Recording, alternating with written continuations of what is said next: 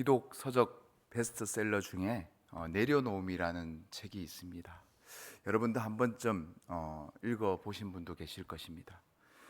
이용규 선교사님께서 쓰신 책인데, 그 책에 선교사님과 아들 동현이의 재밌는 일화가 기록되어 있습니다.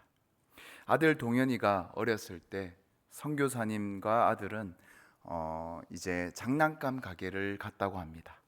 그곳에서 아들 동현이가 이제 장난감을 고르고 이제 그것을 계산을 하려고 이제 계산대로 향했다고 합니다. 그런데 이제 계산대에서 계산을 하려면 장난감을 그 계산대 위에 올려야 하는데, 동현이는 그 장난감을 빼앗길까 봐 끝까지 움켜쥐고 놓지 않았다고 합니다. 그래서 결국은 아들과 장난감을 같이 계산대에 올려서 계산을 했다는 그런 재밌는 이야기입니다. 이 일화를 들려주시면서 선교사님은 자신이 움켜쥔 것들을 내려놓으라는 하나님의 음성을 들었다고 합니다.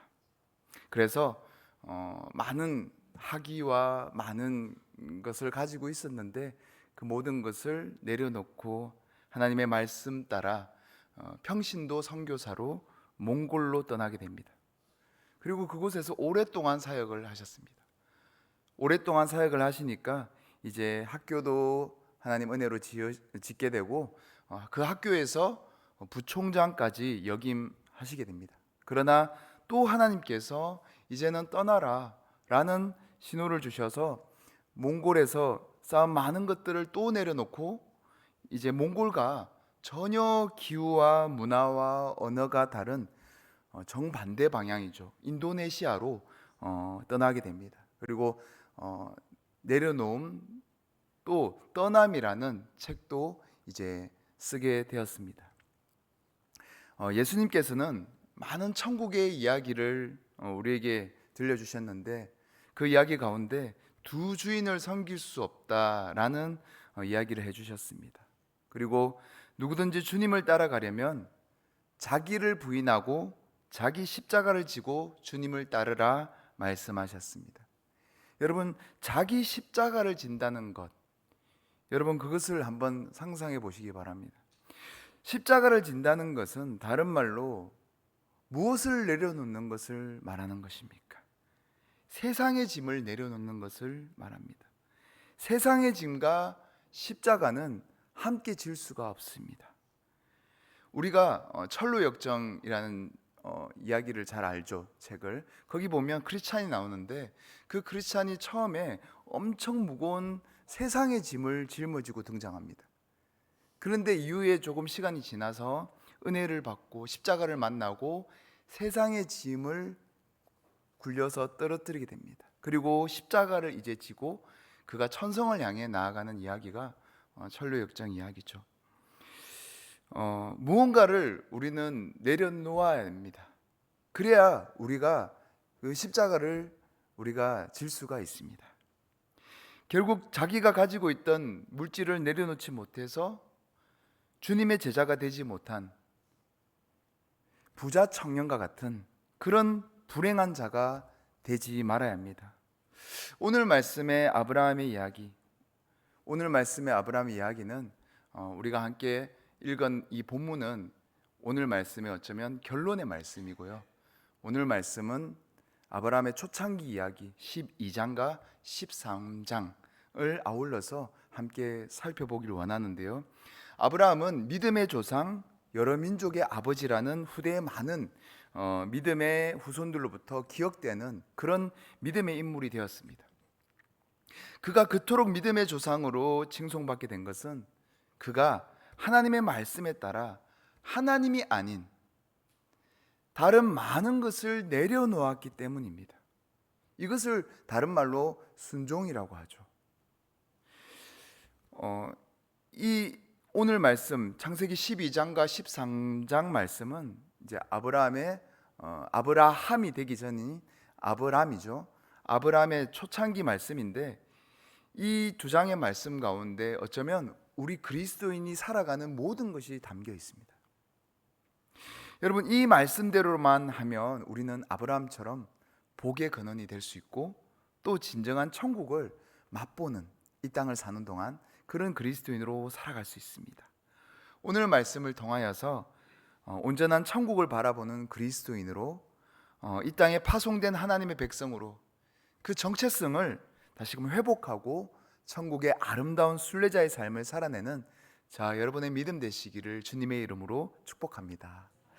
오늘 말씀 아브라함의 네 가지 내려놓음에 대해 말씀하고 있습니다. 첫 번째 내려놓음은 가족을 내려놓음입니다. 창세기 12장 1절에서 2절 말씀을 함께 읽도록 하겠습니다. 여호와께서 아브라함에게 이르시되 너는 너의 고향과 친척과 아버지의 집을 떠나 내가 내게 보여줄 땅으로 가라. 내가 너로 큰 민족을 이루고 내게 복을 주어 내 이름을 창대하게 하려니 너는 복이 될지라. 아멘. 하나님께서는 갈대아 우르에 살던 아브라함을 부르십니다. 갈대아 우르에서 아버지 데라와 또 동생 나홀과 또 조카 롯과 아브라함의 가족들이 이제 하란이라는 곳으로 이주하게 됩니다. 그리고 그곳에서 살고 있었습니다. 당시 갈대아 우르라는 도시는 이제 문명이 매우 발달한 메소포타미아 문명 중심에 있던 그런 도시였습니다. 그런데 단점이 있었습니다. 그 문명이 발달하니까 당연히 많은 사람들이 몰리겠죠. 그러니까 이웃 족속들이 이제 잦은 침략이 있었던 것입니다. 그래서 그것을 두려워한 나머지 이제 믿음을 따라간 아브라함과 같이 이렇게 데라와 가족들도 따라가는 것이 좋겠구나라고 동의했는지 모르겠습니다. 그리하여서 중간 정착지인 하란으로 이주하게 됩니다. 근데 하란은 이제 우르라는 도시와는 조금 달랐습니다. 그곳은 아직까지는 당시 침략하는 족속도 그리 많지 않고 살기 꽤 괜찮은 도시였습니다. 여러분, 우리가 살기 꽤 괜찮은 그런 지점에 가게 되면 타협하지 않습니까? 그래서 이 데라와 이 아브라함과 자녀들 모두가 그곳에서 그냥 머물러 있었습니다. 그런데 하나님께서는 그곳에 머물러 있는 아브라함에게 말씀하셨습니다. 너는 너의 고향과 친척과 아버지의 집을 떠나 내가 내게 보여줄 땅으로 가라 말씀하셨습니다. 그리고 아브라함은 이제 아내 사레와 조카 롯과 함께 약속의 땅 가나안으로 이제 출발하게 됩니다. 당시 조카 롯이 삼촌 아브라함을 따라간 것은 롯의 아버지 그 도시 이름과 똑같은 하란이라는 이름이었는데요. 그 하란이 갈대아 우르에 있을 때 성경에 보면 먼저 죽었다고 말씀하고 있습니다. 그래서 조카 롯의 아버지가 먼저 죽었기 때문에 그 큰아버지죠. 큰아버지가 아브라함이 아버지 같은 존재였습니다. 그래서 조카 롯은 삼촌을 따라 간 것입니다. 하나님의 약속의 말씀을 쫓아 떠난 것이라기보다 친인척인 삼촌 아브라함을 쫓아 떠난 것입니다. 그러나 아브라함은 어떻습니까? 하란에 그대로 남아 있으면 아버지 데라도 있고 또 동생 식구들도 있고 자신과 자신의 가족을 든든히 지켜줄 만한 그런 친인척이 많지 않습니까? 더 안전합니다. 그러나 하나님은 아브라함에게 말씀합니다. 고향과 친척과 아버지의 집을 떠나라. 그러니까 전적으로 하나님의 약속의 말씀을 쫓아서 고향과 친척과 아버지를 뒤로하고 떠나간 것입니다. 여러분, 하나님은 믿음의 사람들인 우리에게 먼저 가족으로부터 떠나라고 말씀합니다. 여러분, 이 말씀은 자칫 오해할 수도 있는 말씀인데요. 한마디로 가족을 의지하는 마음이 하나님을 의지하는 마음보다 앞서면 안 된다라는 말씀입니다. 예수님께서는 말씀하셨습니다. 누가복음 9장 59절에서 60절 말씀 우리 함께 읽도록 하겠습니다. 또 다른 사람에게 나를 따르라 하시니 그가 이르되 나로 먼저 가서 내 아버지를 장사하게 허락하옵소서. 이르시되 죽은 자들로 자기의 죽은 자들을 장사하게 하고 너는 가서 하나님의 나라를 전파하라 하시고, 예수님의 제자도에 대한 말씀 가운데 한 말씀입니다. 우리가 잘 알다시피 예수님께서 제자 야고보와 요한 형제를 부르실 때 제자들이 곧장 어떻게 예수님을 따랐다고 말씀하고 있습니까? 배와 아버지를 버려두고 예수를 따르니라 라고 말씀합니다. 이와 같은 맥락입니다.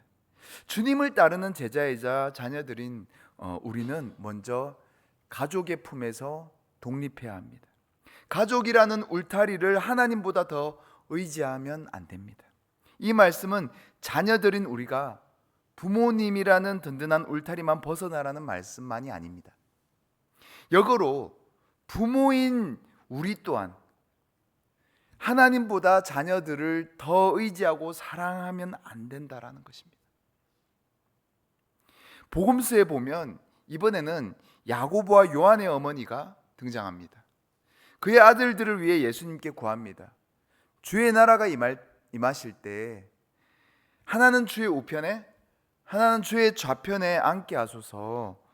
여러분, 무슨 말씀입니까? 주님보다 자녀들이 우선이라는 말씀 아닙니까? 자녀보다 주님을 더 사랑하고 주님을 더 소중히 여겨야 하는데 자녀들을 더 위하는 마음이 너무 티가 나는 그런 제안 아닙니까? 우리는 어쩌면 주님을 그 정도 수준으로만 믿는지도 모릅니다. 티가 안 날 뿐이지.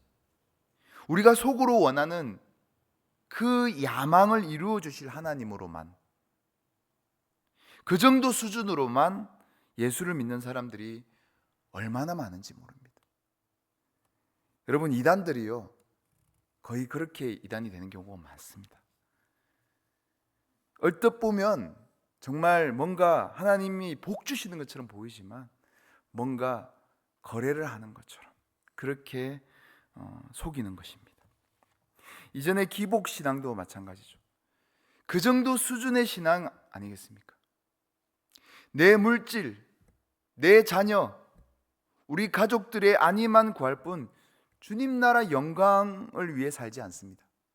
오로지 나와 내 가족들만 이 땅에서 오래오래 건강하게 성공하고 잘 살면 만족하는 믿음뿐입니다. 아브라함이 당시 하란을 떠날 때 나이가 75세였다고 성경은 말씀합니다. 당시 사람들이 150세에서 한 200세 정도 살았습니다. 아브라함도 175세까지 살았으니까. 그런데 지금의 나이로 계산해 보면 아브라함의 나이가 지금 75세인데 한 30대에서 많아야 40대 초 정도로 생각해 볼 수 있습니다. 살은 날보다 앞으로 살아갈 날이 더 많은 젊은 가장입니다. 가족들을 이끌고 미지의 땅 가나안으로 향하는 것, 너무나 위험하고 두려운 여정이었는지도 모릅니다. 그러나 그는 하나님을 믿었습니다. 그리고 마침내 가나안 땅에 들어가게 되고 그곳에서 장막을 치고 제단을 쌓고 여호와의 이름을 부르며 첫 예배를 드리게 됩니다.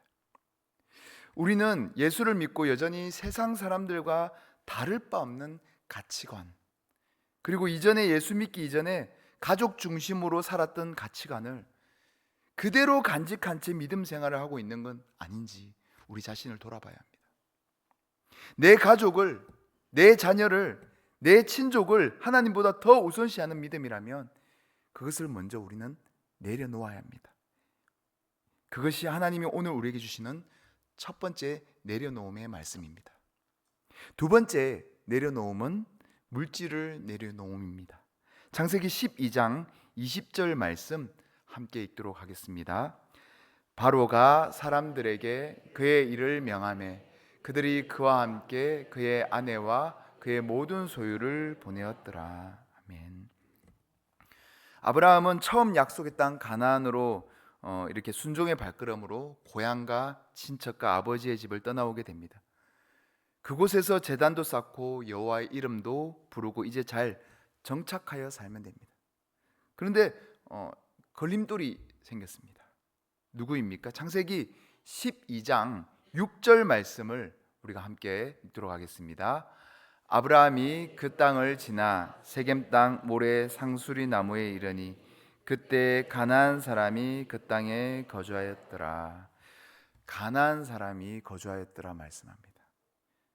여러분, 가나안 사람들은요, 그 당시 굉장히 이웃 이방인들이 오면요, 당장에 죽일 수도 있고 힘으로 무력으로 그들을 누르고 그들이 못 살게 그렇게 했을 것입니다. 엄청난 텃세가 심하고, 그리하여서 아브라함은 그곳에서 숨어서 지낼 수밖에 없었는지도 모르겠습니다. 그래서 성경을 보면 베델 동쪽 산으로 갔다고 말씀하고 있습니다. 사사 기드온이 있죠. 사사 기드온이 여러분 여러 번 들어보셨을 텐데, 단순히 그가 겁이 많아서, 겁쟁이여서 포도주 틀에서 성경에 보면 타작을 했다고 말씀합니다. 포도주 틀에 숨어서, 겁이 많아서라기보다는 성경을 읽어보면 그 당시 미디안 족속들이 이스라엘이 농사만 지으면 와서 그 농작물들을 모조리 다 가져갔다고 말씀하고 있습니다. 그만큼 아브라함 또한 어쩌면 그런 상황이었는지도 모르겠습니다. 정말 견디기 어려울 만큼 너무나 힘들고 너무나 괴로운 삶이었는지 모르겠습니다. 그래서 성경에 보면 점점 남방으로 옮겨갔다고 말씀합니다. 그리고 결국은 약속의 땅 가나안이 아닌 애굽으로 향하게 됩니다. 애굽은 당시 이집트 문명이 발달한 그런 곳이었죠. 그래서 나일강 하류에 위치한 굉장히 비옥한 땅이 많았습니다. 그래서 농사 짓기도 좋고 살기 좋은 땅이었습니다. 어쩌면 처음 있었던 갈대아 우르랑 비슷한 그런 도시인지도 모르겠습니다. 결국은 어떻게 됐습니까? 결국은 제자리로 돌아온 것입니다. 이 땅을 사는 동안 예수 믿고 살아가는 것이 직장생활, 사회생활 하기에 불공평하고 불편한 것이 여간 적지 않은 것이 사실입니다. 차라리 예수 안 믿는 것이 더 나을 뻔했다는 착각까지 들 정도입니다. 그래서 이 땅의 많은 그리스도인들, 세상과 타협합니다. 적당히 타협해야지 더 안전하고 더 풍족해진다는 착각이 일시적으로 들기 때문입니다. 오늘 아브라함도 마찬가지입니다. 약속의 땅이라고 해서 복 받을 거라고 여겨서 왔지만 가나안 땅은 결코 만만한 땅이 아니었습니다. 힘들었습니다. 그의 믿음으로는 버티기 어려웠습니다. 그래서 애굽으로 와버렸습니다. 다시 이전처럼 다시 세상으로 향했습니다. 그러나 하나님께서 그 아브라함을 가만두십니까? 하나님은 사랑하는 자녀인 우리를 가만두지 않습니다. 내버려 두지 않으십니다. 그래서 결국 어떻게 하십니까? 다시 끄집어내시죠. 아브라함은 애굽에서 아내 사례까지 이를 뻔합니다. 정말 비참한 꼴이 됩니다. 정말 그렇게 다 끝날 뻔했습니다. 잘 살아볼 거라고 왔지만 그 말씀을, 하나님의 말씀을 지키지 못한 결과가 엄청난 비참함이었습니다. 예수 믿는 사람들은요, 세상 사람들에게 이겨 먹으려고 세상의 방법으로 나아갔다가는 이 오늘 아브라함처럼 낭패를 봅니다. 마귀는요, 이런 우리를 세상 사람들 앞에서 우스꽝스럽게 보이게 만듭니다. 결국 마귀의 노름에 놓이게 됩니다. 그러나 하나님은 이런 우리를 마귀로부터 해방시켜 주십니다. 오늘 아브라함도 마찬가지입니다. 하나님께서 직접 애굽의 바로의 집에 재앙을 내리십니다. 이 일로 바로는 사례가 아브라함의 누이가 아닌 아내임을 알게 되고 애굽을 떠나라고 명령합니다. 감사한 것은 애굽으로 내려갈 때보다 오히려 더 많은 재물을 가지고 가나안 땅으로 다시 돌아왔습니다. 애굽에서의 낭패, 아브라함은 깨닫게 됩니다. 아, 내가 다시 갈대아 우르로 돌아가려 하는 행동을 하였구나. 하나님보다 물질을, 눈앞에 보이는 그 물질을 더 우선시하였구나.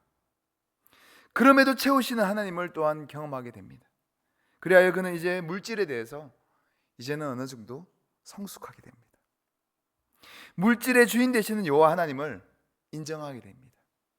그래서 그는 이전에 처음 가나안 땅에 도착했을 때 제단을 쌓은 그곳에 다시 이르게 됩니다. 첫사랑의 회복이죠.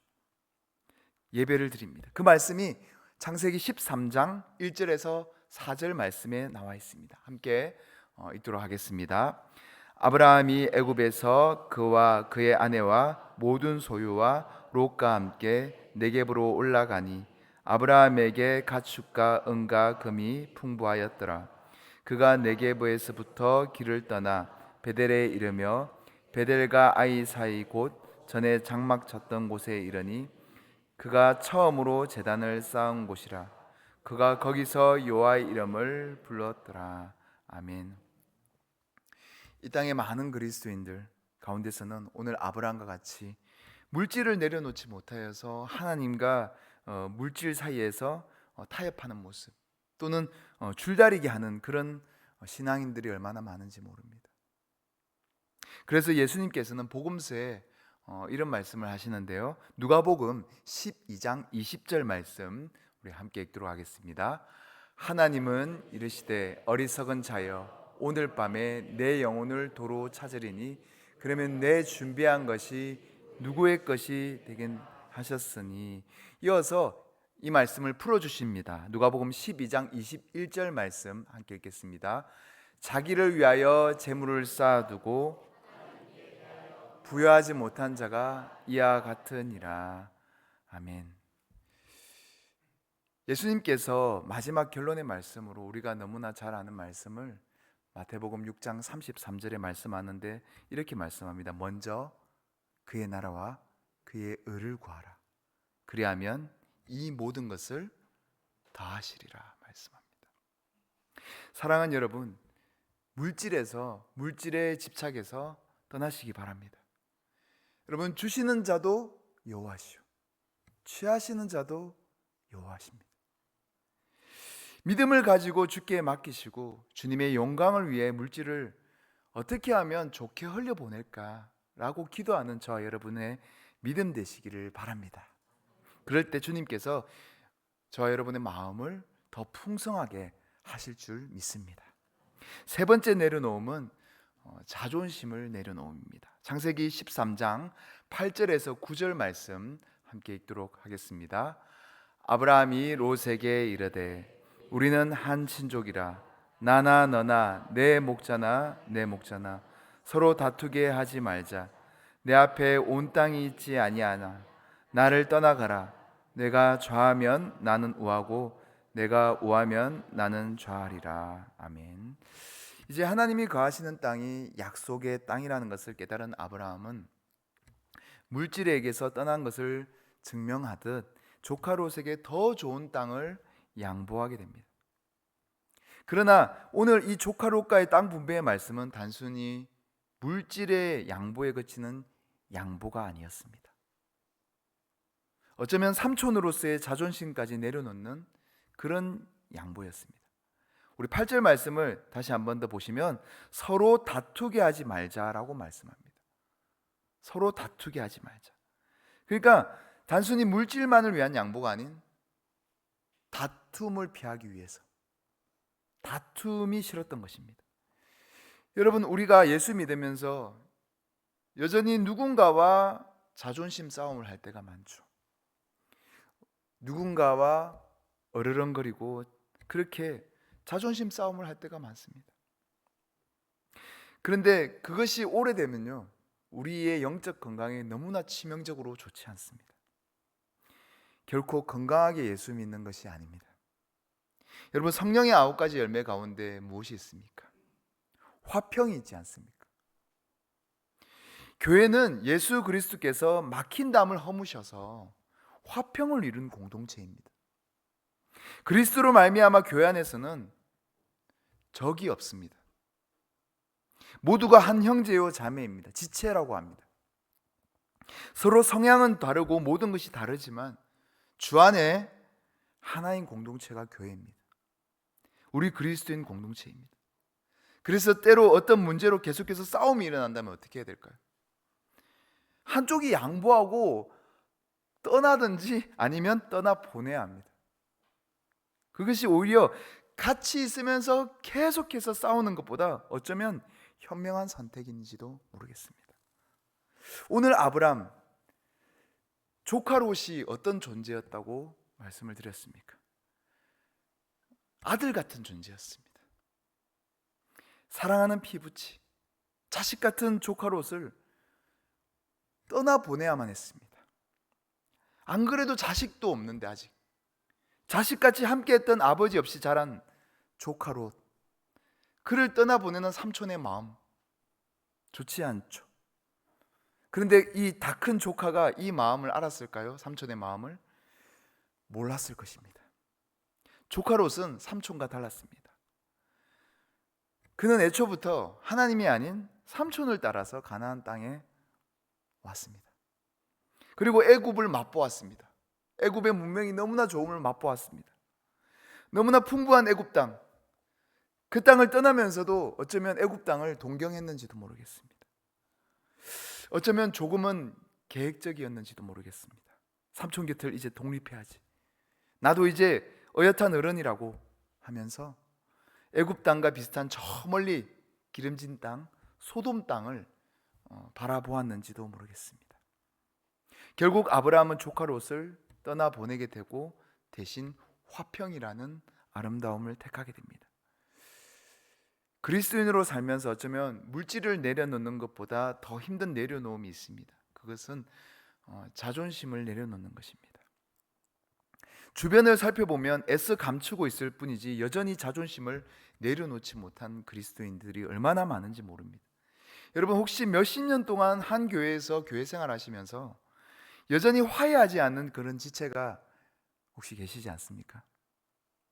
여전히 서로 용서하지 못한 관계 혹시 있지 않습니까? 그 마음 가지고 어떻게 몇십 년을 주님 바라보며 예배 드릴 수 있습니까? 근데 더 놀라운 것은 그럼에도 은혜 주시는 주님은 정말 길이 참으시고 많은 것을 용납하시는 우리 주님이 아닐까. 하지만 다른 한편으로는 우리 주님께서 안타까워하시겠죠. 이제는 좀 화해했으면 하는 주님의 마음 한켠이 있지 않을까요? 혹시 여전히 미워하고 화해하지 못한 지체가 주변에 있다면 용기를 내어서 먼저 화해의 말을 건네는 성숙한 그리스도인이 되시길 바랍니다. 그럴 때 여러분 마음에 천국이 임하고 그리스도의 십자가의 보혈의 은혜가 충만히 임할 줄 믿습니다. 반대의 길을 걷는 조카 롯, 그는 배은망덕 삼촌의 은혜를 가로채듯 그 장막을 옮겨서 소돔 땅까지 이르렀다고 13장 13절은 말씀합니다. 그런데 13절에 보면 소돔 사람은 여호와 앞에 큰 죄인이었다고 말씀하고 있습니다. 물질이 많은 것이 당장 죄라고 말하기는 어렵지만 물질을 더 많이 가지려고 물질에 집착하는 마음, 그것은 죄된 마음에서 비롯됨을 보게 됩니다. 그리고 그 마음을 누가 더 좋아합니까? 마귀가 좋아합니다. 결국 마귀가 이 물질의 노예로 만드는 거죠. 조카 롯은 결국 이후에 그 소돔 땅에서 다 빼앗깁니다. 도망치게 됩니다. 그리고 이후에 그들의 자손들은 끊임없이 이스라엘 민족을 괴롭히는 암몬과 모압이라는 나라가 됩니다. 하나님의 복을 누리는 민족이 아닌 하나님의 민족을 괴롭히고 약탈하는 민족이라는 이미지가 후대가 되어서도 계속해서 이어지게 됩니다. 얼마나 안타깝고 불쌍한 일입니까? 부디 저와 여러분은 이러한 누명을 가진 자들이 아닌 정말 아브라함처럼 축복의 통로로 쓰임받는 주의 자녀들이 되시기를 주님의 이름으로 축복합니다. 끝으로 네 번째 내려놓으면 이 땅을 내려놓음입니다. 창세기 13장, 우리가 처음에 읽었던 본문 13장 14절에서 15절 말씀 함께 읽겠습니다. 롯이 아브라함을 떠난 후에 여호와께서 아브라함에게 이르시되 너는 눈을 들어 너 있는 곳에서 북쪽과 남쪽 그리고 동쪽과 서쪽을 바라보라. 보이는 땅을 내가 너와 내 자손에게 주리니 영원히 이르리라. 아멘. 조카 롯을 떠나 보낸 아브람, 자식 같은 롯과 애굽으로부터 받아온 많은 물질을 롯에게 나누어 주죠. 그렇게 떠나 보내게 됩니다. 그런 아브람에게 하나님께서 처음 하란을 떠날 때, 가나안 땅으로 떠나올 때 주신 말씀, 그 말씀, 언약의 말씀을 갱신하여 말씀하십니다. 그런데 생각해 보시기 바랍니다. 지금 이 말씀을 두 번째 듣고 있는 아브람, 조카 롯도 떠나보냈고 물질도 많이 분배해서 보냈습니다. 그리고 다시 돌아온 가나안 땅은요, 누가 기다리고 있었습니까? 여전히 저들을 배척하고 텃세를 부리고 힘들게 하는 가나안 사람들은 여전히 있었습니다. 여러분, 아브라함에게 지금 복이 이루어졌습니까? 복이 이루어지지 않았습니다. 자식이 없어요. 여전히 자식이 없습니다, 지금. 그리고 뭔가 이루어진 것이 없습니다.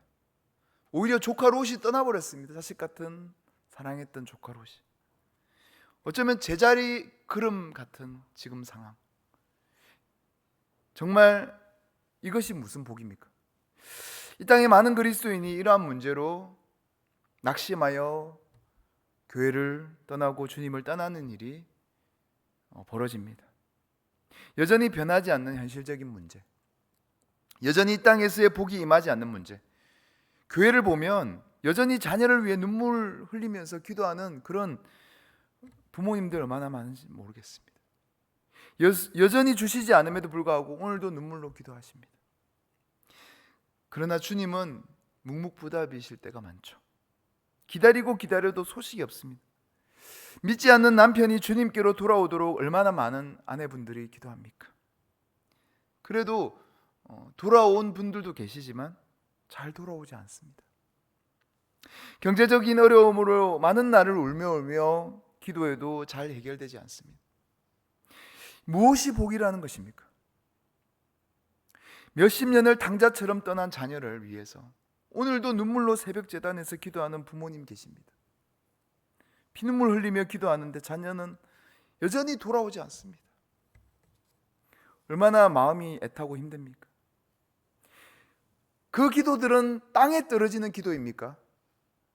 아니면 주님이 못 들은 채 하는 기도입니까? 그럼에도 아브라함은 주님을 신뢰하는 편을 택합니다. 그리고 기다립니다. 인내로 기다립니다. 그리고 주님을 바라봅니다. 오늘도 내일도 모레도 바라봅니다. 하나씩 천천히 이루어 가시는 하나님. 천천히 이루어 가시면서 무엇이 쌓입니까? 아브라함과 주님 사이에 신뢰가 쌓입니다. 하나님이 바라시는 것은 바로 이것입니다. 하나님에 대한 믿음을 바라십니다. 사랑하는 여러분, 신앙은 주님과의 관계가 점점 쌓이는 것입니다. 우리는 당장에 주님께서 우리가 원하는 것을 곧 해결해 주기만을 원합니다. 그거 빨리 해달라고 그렇게 기도합니다. 그러나 주님의 뜻은 그것이 아닙니다. 주님은 당장에 이 땅에서의 복 받는 것보다 더 중요한 것을 원하십니다. 우리가 이 땅의 것이 아닌 주님을 우리 인생의 최고의 복으로 누리길 원하십니다.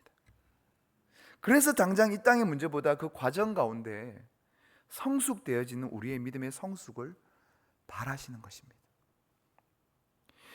고통이 따르고 많은 시간 눈물로 기도하고 애써야 하지만 그 과정으로 인해 우리의 믿음이 성장할 수만 있다면 그것이 주님께서 우리에게 바라시는 진정한 복이라는 것입니다. 이후로 아브라함은 기다리다 지쳐서 10년 만에 사라의 몸종 하갈을 통하여서 이스마엘을 낳습니다. 그럼에도 하나님은 아브라함의 인간적인 연약함을 이해하시고 지켜보십니다. 이후로 100세가 되었을 때 자그마치 25년 만에 아들 이삭을 주십니다. 그러나 그 기쁨도 잠시, 이삭이 청년이 되었을 때 그 아이를 다시 달라 바치라고 명령하십니다. 이제 막 다 키워서 눈에 넣어도 안 아플 아들을 내어놓으라니요. 그러나 아브라함은 이제는 온전해졌습니다. 이제는 온전한 믿음이 되었습니다. 하나님의 마음을 깨달았습니다. 하나님이 원하시는 뜻을 깨달았습니다. 그래서 이제는 전적으로 하나님을 신뢰하게 됩니다. 그리하여서 어떤 결과가 있었습니까? 여호와 이레, 주께서 준비하셨다의 축복을 누리게 됩니다. 사랑하는 여러분, 주님을 끝까지 신뢰하시기 바랍니다. 주께서 원하시는 뜻을 헤아리시기 바랍니다. 그것이 성숙한 믿음이며 성장한 그리스도인의 모습입니다. 여전히 부족하고 어리석어서 당장의 것을 움켜쥐고 내려놓지 못하는 우리이지만 이마저도 이해하시고 용납하시고 길이 참으시는 하나님 아버지의 그 사랑, 그 은혜를 바라보시고 조금 실수하더라도 끝까지 포기하지 말고 믿음의 길을 걸어가시는 자, 여러분의 믿음 되시기를 주님의 이름으로 축복합니다. 기도하시겠습니다. 하나님 아버지, 감사합니다. 오늘 아브라함의 4가지 내려놓음의 말씀을 통하여서 이 땅을 사는 동안 우리가 그리스도인으로 살면서 무엇을 내려놓아야 되는지, 그리고 그것들을 내려놓을 때 보이지 않지만, 당장에 보이지 않고 당장에 이루어지지는 않지만 기다리면 하나님께서 너와 함께 있다 라고 말씀하시는 그 주님과의 관계가 점점 쌓이고 주님이라는 복을 누리는, 그래서 이 땅에서 천국을 누리는 그런 진정한 믿음의 사람들이 될 줄 믿습니다. 우리에게 그렇게 성장하는 믿음의 축복을 허락하여 주옵소서. 거룩하신 예수 그리스도의 이름으로 기도드립니다. 아멘.